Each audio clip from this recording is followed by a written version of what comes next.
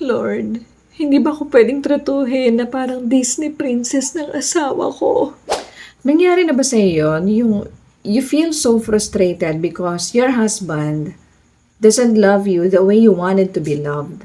And minsan napapatanong ka na lang, kalabisan ba yun na pwede bang tratuhin mo naman ako na parang prinsesa o parang isang reyna ng buhay mo? Kalabisan ba yun para magdemanda ko ng konti?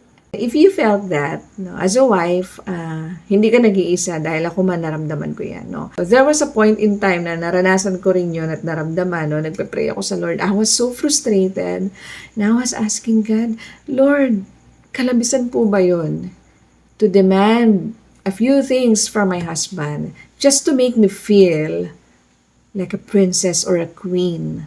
Ito lang naman ang hinihingi ko, parang ganun. Bakit hindi niya kayang ibigay or hindi niya kaya magbago?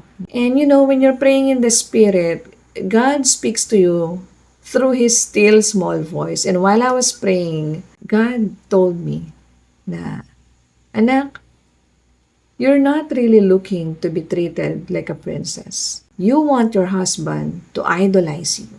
You want your husband to worship you. That's what you want.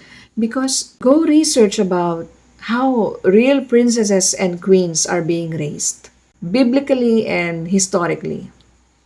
So ako, ni-research ko now, I discovered that princesses and queens are raised through strict discipline, sa etiketa, good behavior. They are taught how to contain themselves, kung paano nila i-present ang sarili nila. They're taught how to grow and live with a purpose. They're taught how to serve. Hindi sila pinalaki para ibigay yung gusto nila. It's the other way around. They're taught to influence the good to the people.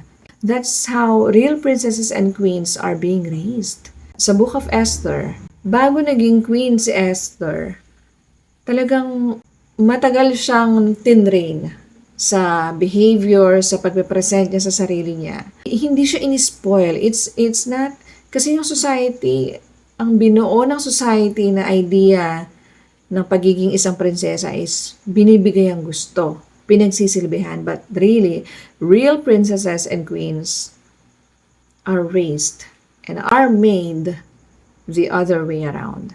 Now, nung nangusap ang Panginoon sa akin, nung time na yun, na-rebuke ako. Because subconsciously, I really wanted my husband to idolize me in specific ways, to put me on a pedestal, to worship me in, in an indirect way. I mean, not literally, but to alam mo yun, na mahalin sa paraan na medyo sumusobra na. Nung time na na-realize ko yun, I asked myself, am I really a princess or a queen in the way that I present myself to my husband and my kids? Do I really show a respectful character? Because if I wanted to be treated like a princess, God will not give me someone who will impede or stunt my growth, but He will give me someone who will teach me how to be graceful, how to be patient, how to be contained, how to be a woman of value. No? I'm just sharing this. If you're a Christian wife, I know you will get what I'm trying to say. And I hope na nakatulong tong short exhortation na to sa inyo. Ayun lang po. If you like my content, please hit follow or subscribe. Ako po si El Takashi. Maraming salamat po. God bless.